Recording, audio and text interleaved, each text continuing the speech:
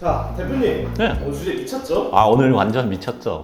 어떤 거예요, 오늘? 제가 5년 동안 인테리어 하면서 이건 무조건 해야 된다라는 거 3가지 오늘 말씀드리려고 해요. 이미 인테리어 하신 분들한테는 죄송한 얘기지만 아직 하려고 하시는 분들은 무조건 알아야 되는 3가지. 근데 오늘 내용들이 돈이 안 들어간다고 말씀하셨는데 네. 이게 어떤 말씀이세요? 살면서 다 누릴 건 누리면서 나중에 이거 공짜로 다시 돌려받는 거라고 생각하시면 되세요. 아, 그런 게 있어요? 그런 게 있죠. 한번 가볼까요? 그러죠.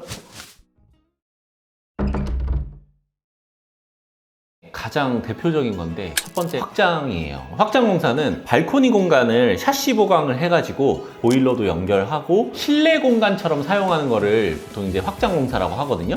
너무 좋잖아요. 근데 그거를 잘 안 하는 이유가 비싸다라는 인식이 있어요. 공사를 하는 데 있어서 큰 비중을 차지하는 몇 가지 공사들이 있거든요. 확장 공사가 그 중에 하나예요. 왜 비싸냐면 철거도 해야 되고 가장 하자가 생길 수 있는 확률이 높은 공사가 설비 공사거든요. 근데 그 설비 공사가 무조건 포함되는 공사예요. 그러다 보니까 확장을 하게 됐을 때 공사 난이도가 꽤 있는 부분이거든요. 하자가 나면은 보수 비용이 또 높고, 왜냐면 거기에 깔았던 마감재나 이런 것들을 다시 다 뜯어내야 돼가지고 굉장히 리스크가 크다라고 느끼기 때문에 비선호 하시는 분들도 계시고, 또 한 가지가 시군구청에 인허가를 받아야지 할 수 있는 공사거든요. 그 부분을 좀 번거로워 하셔가지고 조금 고민을 하시는 분들이 계시더라고요. 그럼 대표님 확장 공사를 왜 권하는 편인가요, 사람들한테? 일단은 확장을 하게 되면은 실내 공간이 훨씬 넓어져요. 이 2-3평의 공간을 확장했을 때 그 실내 공간을 넓게 쓸 수 있잖아요. 근데 우리가 요즘 아파트값 알잖아요. 미쳤잖아요. 솔직히 지방 가서도 한 평에 뭐 1,000만 원대에서부터 아니면 뭐 서울 수도권은 또 몇 천만 원대, 막 억대 이렇게 하잖아요.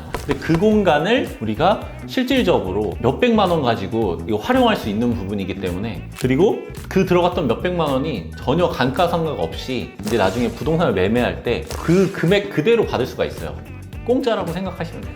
나중에 시간이 지났을 때 전혀 후회할 포인트가 없는 공사라고 생각하시면 돼요. 제가 요즘 공간에 대한 논문을 많이 보다 보니까 거기에서 사람들이 선호하는 경향이 거의 60% 정도가 확장된 공간을 더 선호한다라고 연구한 결과가 있더라고요. 사람들이 부동산을 구입할 때나 아니면 임대를 놓을 때, 만약에 내가 이 집을 비우고 나가야 될 때 더 선호하는 편이어가지고 빠르게 임대를 내놓거나 매매가 되더라고요. 그래서 이제 그런 부분 때문에 확장을 하는 게 맞고요. 그러면 확장을 좀 추천하는 곳이 있을까요? 확장을 추천하는 곳 중에 우선순위를 좀 두자면은 주방 공간을 확장을 제일 먼저 추천을 하거든요. 지난번에 얘기했듯이 주거 공간 인테리어를 하는데 가장 드라마틱하게 변할 수 있는 공간이 주방 공간이에요. 레이아웃을 짜는 데 있어가지고 확장이 되어 있는 거랑 안 되어 있는 거랑 차이가 너무 나요. 그래서 주방 공간은 웬만하면 확장부터 염두를 해두고 저희가 이제 공간을 디자인하게 되고요. 그리고 두 번째로는 거실 공간 확장을 하는 거를 추천드려요. 사실은 이제 우리 LDK라고 해서 리빙룸, 다이닝룸, 키친 해서 그 공용 공간을 요즘은 가장 사람들이 디자인하는데 조금 신경을 많이 쓰는 공간이거든요. 주방 다음에는 이제 거실이잖아요. 그 거실 공간이 넓으면 넓을수록 가족들이 같이 모여서, 그리고 손님이 오거나 그랬을 때 이 쾌적함을 누릴 수 있는 공간이기 때문에 거실 부분을 확장하는 거를 저는 추천드리고 있어요. 그리고 세 번째로는 특히 자녀가 있으신 분들은 좁은 방들을 활용할 때 그걸 굉장히 선호하시더라고요. 침대와 책상을 같이 놓을 수 있는 공간이 필요한데 그게 분리가 되어 있으면 붙박이장이 있어서 침대만 놓거나 아니면 책상만 놓거나 이렇게 해야 되는 경우가 있거든요. 물론 그거를 뭐 기술적으로 풀어낼 수 있는 방법은 있지만 아무래도 구조적인 한계가 있기 때문에 너무 좁은 방, 자녀가 있는 좁은 방에서도 저는 확장을 추천을 드려요. 무조건 해야 하는 공사 두 번째는 바로 시스템 에어컨입니다. 시스템 에어컨은 안 할 이유가 없어요. 왜냐면 첫 번째, 공간적으로 자유롭게 공간을 쓸 수가 있고요. 두 번째로는 냉기 전달이 훨씬 빠르게 전달돼요. 그리고 세 번째로는 디자인적으로 더 훨씬 예뻐요. 저희가 디자인하면서 고려를 안 할 수가 없거든요. 그리고 네 번째, 우리 공짜라고 그랬잖아요. 오늘 감가상각이 없는 인테리어 중에 하나예요.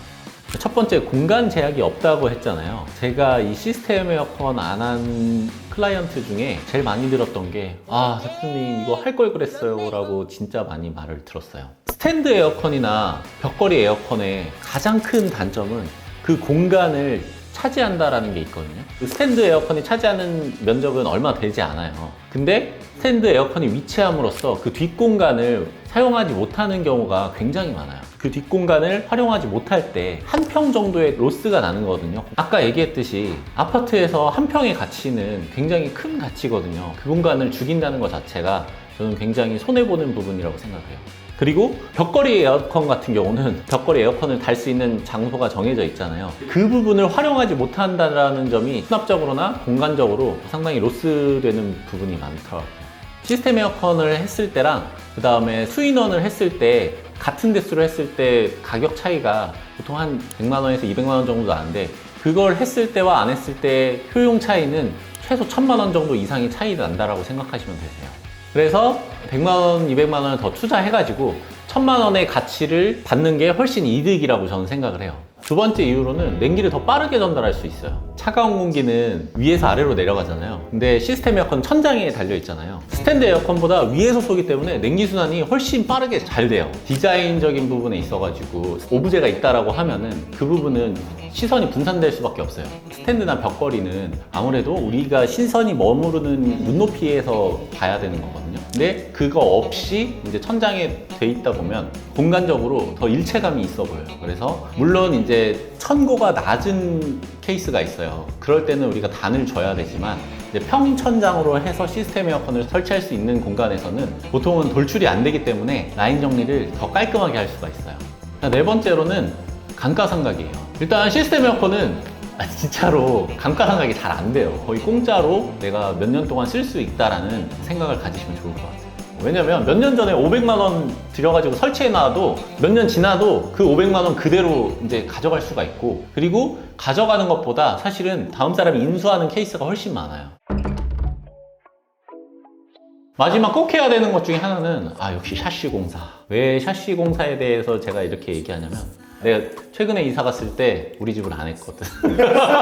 몇 년째 욕을 먹고 있습니다, 제가. 샤시가 정확히 어떤 기능이 있는 건지, 왜 중요한지. 인테리어 할 때 우리는 두 가지를 생각하잖아요. 기능적인 부분이랑 디자인적인 부분. 샤시는 이 두 가지를 한꺼번에 업그레이드 할 수 있는 공사거든요. 그냥 샤시의 기능을 크게 5가지로 볼 수가 있어요. 샤시의 기능은 기밀성이 있고, 수밀성, 내풍합성, 그다음에 단열성, 방음성이 있어요. 이 5가지 기능을 제대로 해야지 되는데, 이 5가지가 말은 어려운데 사실 별거 아니에요. 단열 잘 되고, 곰팡이 안 슬고, 조용하면 좋잖아요. 열 차단 잘 되고, 겨울에 따뜻하고 여름에 시원하고, 이런 기능들을 하는 게 샤시예요.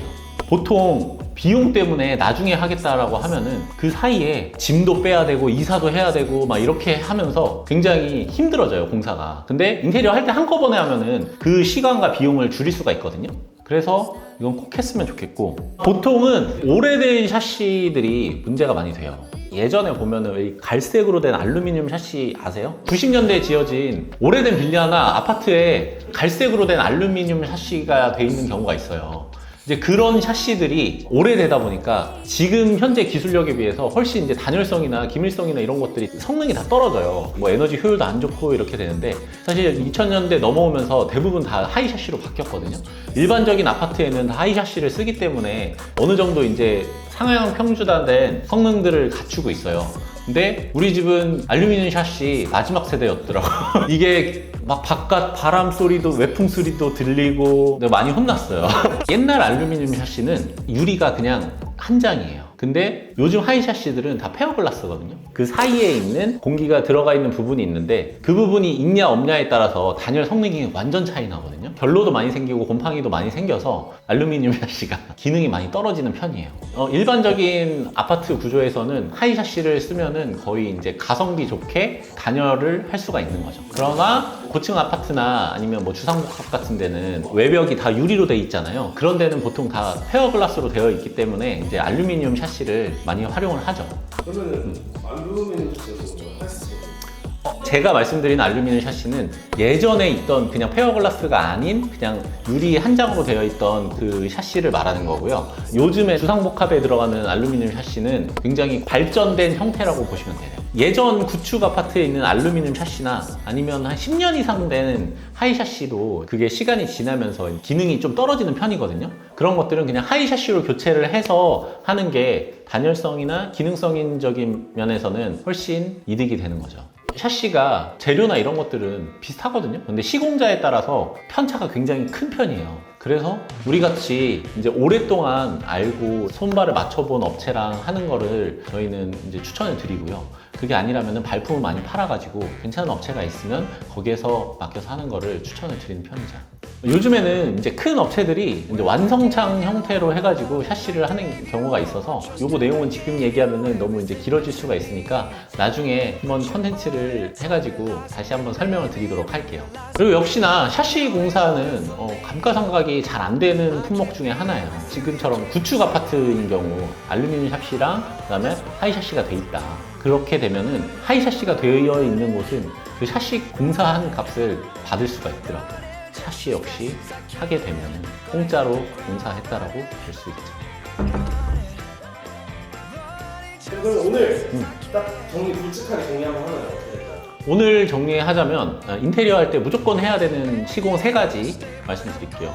첫 번째가 확장, 그리고 두 번째가 시스템 에어컨, 세 번째가 샤시. 우리가 인테리어 한 거에 대한 효용성을 누리면서 나중에 돌려받을 수 있는, 진짜 공짜로 할 수 있는 인테리어 중에 하나거든요. 그래서 이 부분은 꼭 하셨으면 좋겠어요. 안 해서 후회하는 사람이 여기 있습니다. 오늘 무조건 해야 되는 인테리어 3가지에 대해서 제가 오늘 정리를 해드렸는데, 인테리어 준비하시거나 아니면 앞으로 계획이 있으신 분들은 오늘 영상 내용 참고하셔가지고 꼭 하셨으면 좋겠고요. 혹시나 안 하셨다면 다른 부분을 줄여서라도 이 부분은 꼭 하셨으면 좋겠어요. 그리고 오늘 저희가 이제 댓글 내용 보고서 관련된 내용을 저희가 컨텐츠를 계속 만들 예정이니까 궁금하신 점 있으시면 댓글로 남겨주시고요. 인테리어 준비 중이신 분 중에 컨설팅을 받거나 모델링이 필요하신 분들은 저희가 댓글에 링크 남겨드릴 테니까 그 부분 참고해서 연락 주시면 감사하겠습니다. 안녕.